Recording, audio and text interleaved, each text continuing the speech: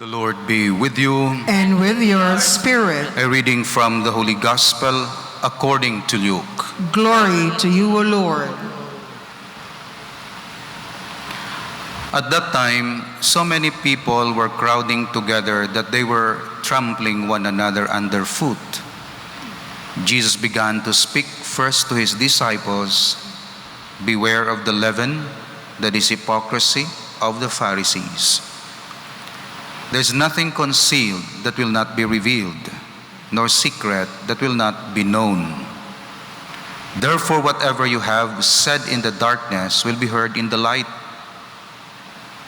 and what you have whispered behind closed doors will be proclaimed on the housetops.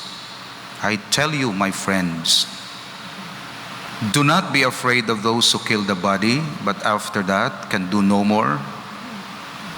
I shall show you whom you have to fear. Be afraid of the one who after killing has the power to cast into Gehenna. Yes, I tell you, be afraid of that one. Are not 5 sparrows sold for 2 small coins? Yet not one of them has escaped the notice of God. Even the hairs of your head have all been counted. So do not be afraid. You are worth more than many sparrows." The Gospel of the Lord. Praise to you, Lord Jesus Christ. We have Catechism number 150, paragraph 150 and following, and it tells us about whom to believe. And it's about faith. Faith is first and foremost a relationship with God. Let me explain. Kung magsakay ako sa eroplano, nagasaligid ako sa piloto, pero wala ako sa relationship sa iya. It's just function. Gani nagasalig ako, pero ang akong pagsalig is simply functional. Functional. Nagasalig ako sa driver, sang jeep nga hindi ay ko pagbunggo. Nagasalig ako sa teacher, natudluan niya ko eksakto. Pero may mga pagsalig nga office of confidence, relationship. Example, ang akon cook is not only functional, it's relationship. Example, ang mga tao kuntani sa kumbento, hindi lang functional, kundi relationship, relational. Nagasalig ako sa imo, hindi tungod nga nami ka mag-ubra, kundi nga masaligan ko ikaw, kay ang imo loyalty sa akon, ang imo pagdampig sa akon, nga buligan mo ako, nga nagbulig ka diri hindi lang sa kwarta kag sweldo mo, kundi nga friend kita, may pagsalig ako sa imo. Ang pag-asawahay is not only a function. Gasalig ako sa imo kay tatapon mo kabataan. No, it's more than that. Gasalig ako sa imo kay makasandig ako sa imo pagkatampad, sa imo pagka-honest, sa imo loyalty, sa imo faithfulness. So it's not only about function. Sa Dios, ang pagsalig hindi lang tungod sang iya operations and work. Nagasalig ako sa imo kay bendisyonan mo ako. Nagasalig ako sa imo kay tagaan mo ko provision. It's functional. Kinahanglan ang pagsalig sa Dios, functional plus relational. That's why ang panawag naton sa Dios, Father. Kay kung may relasyon ka sa Dios bilang amay, kagbalaan mo nga may paghigugma siya sa imo, kag ginahigugma mo siya. Bisan ano ang hambal niya sa imo, sundon mo, kay nagasalig ka nga loyal siya sa imo, nga ang iya love unconditional. That's why kung magsiling kita pagtuo, it's not intellectual. It's relationship. Nagatuo ka bala sa Dios?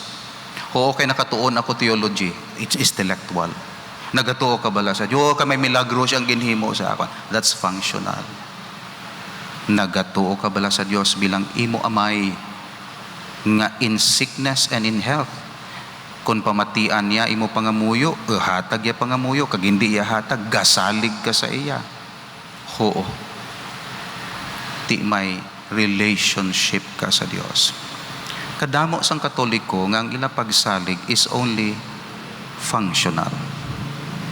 Kaangay sa pagsalig sa nagabaligya sa bakery o kaangay sa paghalig sa sa gasolina, it's just a function. But never a relationship. Gina-remind kita sa Catechism of the Catholic Church nga ang aton relasyon sa Dios bilang amay kagang pagtuon naton sa iya nagatindog sa duha katiil, function and relation.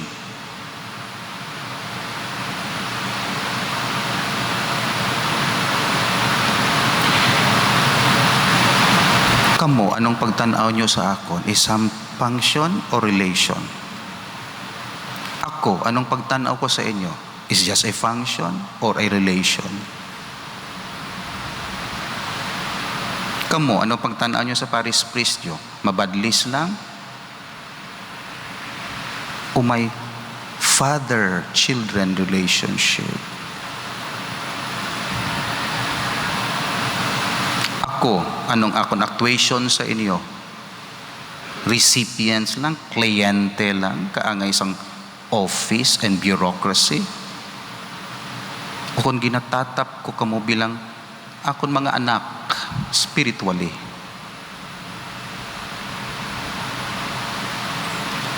Points na for examination sa akong conscience. For it's a relationship.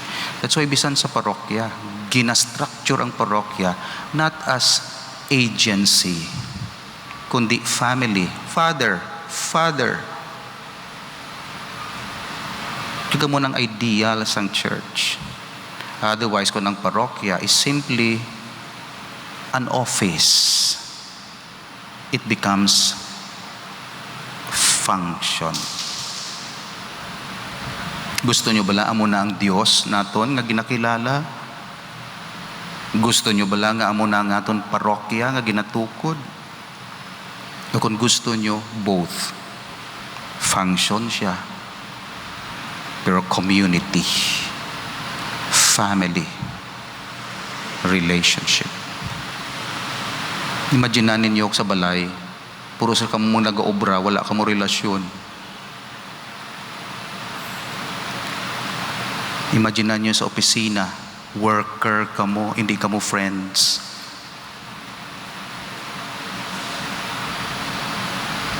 Imagine nyo kung amo man ang pagtanaw sang Dios sa aton, servants, kag hindi children.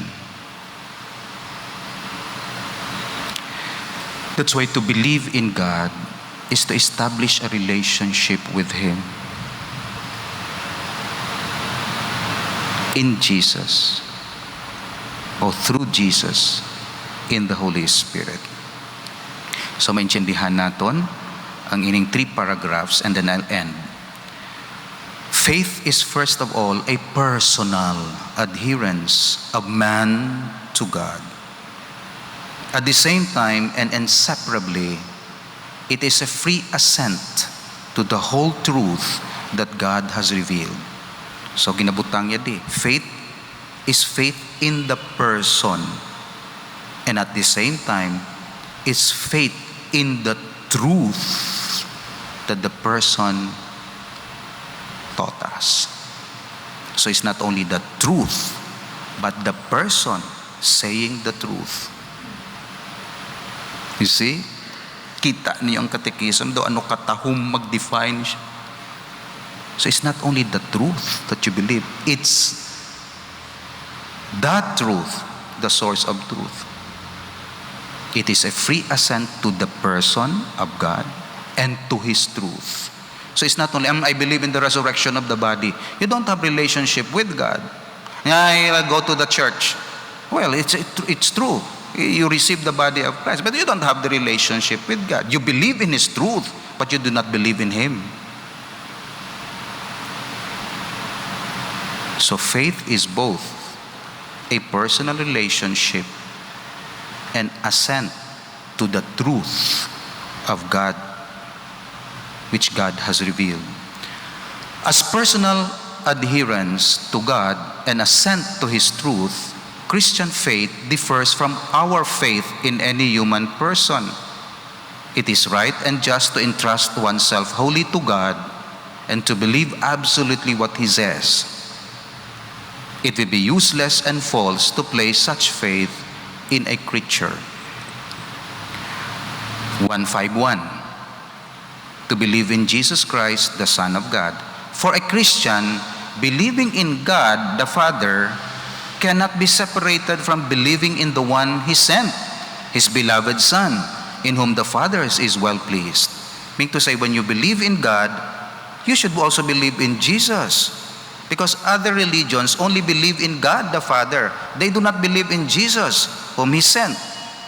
Pero sa Kristiyano, hindi pwede. If you believe in God, the Father, you should also believe in Jesus. God tells us to listen to Him. The Lord Himself said to His disciples, believe in God, believe also in me. We can believe in Jesus Christ because He Himself is God, the Word made flesh. No one has ever seen God. The only Son, who is in the bosom of the Father, He has made Him known because He has seen the Father. Jesus Christ is the only one who knows Him and can reveal Him. So, believe in God, theists, theism. Believe also in Jesus, Christianity. That's why, Father, mabilib lang ko sa Father, hindi na kuya kay Jesus. Jesus is only a man. Hindi amo na ang Christianity. You believe in God the Father, you believe also in His Son. Because His Son is the Word made flesh, the second person of the Blessed Trinity. Last paragraph for today, to believe also in the Holy Spirit. You see, presenting to us the persons of God. Wala siya naghambal dayon sang doktrina. Believe in the persons of God. One God, three persons. Holy Spirit now. One cannot believe in Jesus, without sharing in His Spirit. One cannot believe in Jesus apart from the Holy Spirit, without sharing His Spirit. It is the Holy Spirit who reveals to men who Jesus is. For no one can say Jesus is Lord except by the Holy Spirit, who searches everything, even the depths of God. No one comprehends the thoughts of God except the Spirit of God. Only God knows God completely. We believe in the Holy Spirit because He is God. So, God the Son reveals the Father. The Holy Spirit reveals to us Jesus. Wala sila nag-reveal sa ila kaugalingon by themselves, by oneself, kundi nag-cooperate sila. Ikaw pakilala sa akon, anak. Pakilala ako sa ila. Di ako magpakilala, ikaw pakilala. And then si Jesus, wala na pakilala. Holy Spirit, ikaw pakilala kay Jesus. Amo nang ila nga dynamics, amo nang ila relationship. So believe in God the Father through Jesus, in the Spirit of the Father and the Son. No one comprehends the thoughts of God except the Spirit of God. So kung mga muyo ka, tawagon mo Espiritu Santo. Kaya kung wala ang Espiritu Santo, hindi mo mahangpan ang Diyos. Kaya makapahangop sa Diyos, grasya sang Diyos. So when you read the Bible, kag wala ka sang Holy Spirit, you cannot understand. Kay ang nagsulat sini Dios, ang mapahangop sa imo, Dios. That's why tawgon mo ang Dios para magtuo ka sa Dios. You see? Diyos tuuhan mo, pero siling mo, Lord, increase our faith. Tagay kami sining pagtuo sa imo. So, muna, believe in God. Buwas, padayon kita pati sa faith, kag as appetizer na butang diri.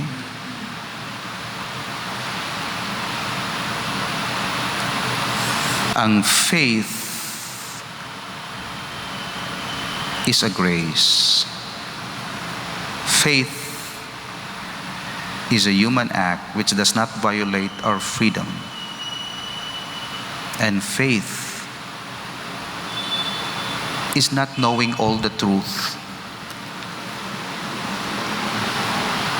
It's putting one's confidence in the authority of the one saying the truth. Kita nyo kung ano sang simbahan? Faith, you do not understand everything. Ang importante, nagasalig ka sa nagahambal sina.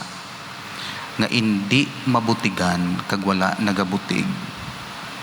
That's why ang basis sang faith sang Christianity is not that you understand everything, kundi balik ka sa author nga among Dios nga wala gabutig kag hindi mabutigan. Example ko sini, imo nobyo kag nobya nga nagabutig kag permi gabutig, kada hambalya bisan tuod di ka dali-dali magpati. Why? Nadula ang imo pagsalig sa iya kay nagabutig siya. So bisan tuod hambalya, yes. Kay nagabutig siya, kaduda ako nga hindi tuod ang iya ginahambal. So therefore, ang source ng imo faith is not so much sa truth, kundi sa credibility, sa integrity, sa honesty sang nagahambal sina. Sa Dios, kasaligid kita. Tungod wala siya gabutig. Kag hindi siya mabutigan. Gani kung maghambal siya, may resurrection of the body. Maghambal siya, this is my body. Maghambal siya, there's forgiveness of sins. Bisan hindi naton mahangpan tanan. Kaya hindi kita makasulod sa tanan sa ulo nato. Pero gasiling kita, I believe. Because you are truthful and honest. So the authority, therefore, is the authority of God, is the basis of our faith. So gatuo ka sa Dios, gatuo kang ginahigugma ka sa Dios, nagatuo siya nga kabalo siyang maayo para sa imo.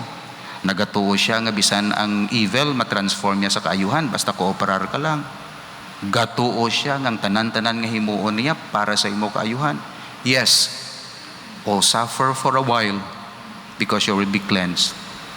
Ay, hindi lang kuya. Ote, wala ka gatuo. Ang pagtuo hindi sa facts kundi sa truthfulness kag authority of the church. Kung di ka na magpati sa otoridad sang simbahan, sang Diyos, di ka magtuo sa iya.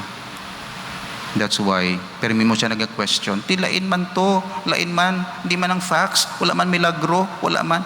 Eh, nagsalig ka sa milagro. Wala ka nagsalig sa nagahimo sang milagro. So, balik kita sa persona sang Diyos. Kilalahon naton siya. Iya majesty, iya authority, iya power, iya forgiveness. Once nga klaro ina sa aton, the rest, masiling kita, yes Lord, gatuo ko, hindi ko mahangpan, pero tungod siling mo, ihaboy ko ang sahid sa tunga. Fishermen kami. Mas alam kami sa imo. Karpentero ka. Wala ka otoridad, wala ka competence. Wala. Masaan balaan namon, wala isda da. Bal ni Pedro, wala da isda. Bilog kami nga gabi, dugay na kami kapang isda, balaan namon templada sang panahon may isda. Di mo pagbindihan, Lord. Pero nang bal ni Pedro, yes, Lord. Gatuo ko sa imo. Otoridad. Bangod sina. Ihulog namon ang sahid. Kabala nyo natabo, damo ila isda. Tungod ang otoridad, amo ang balasihan sang pagtuo sa Dios.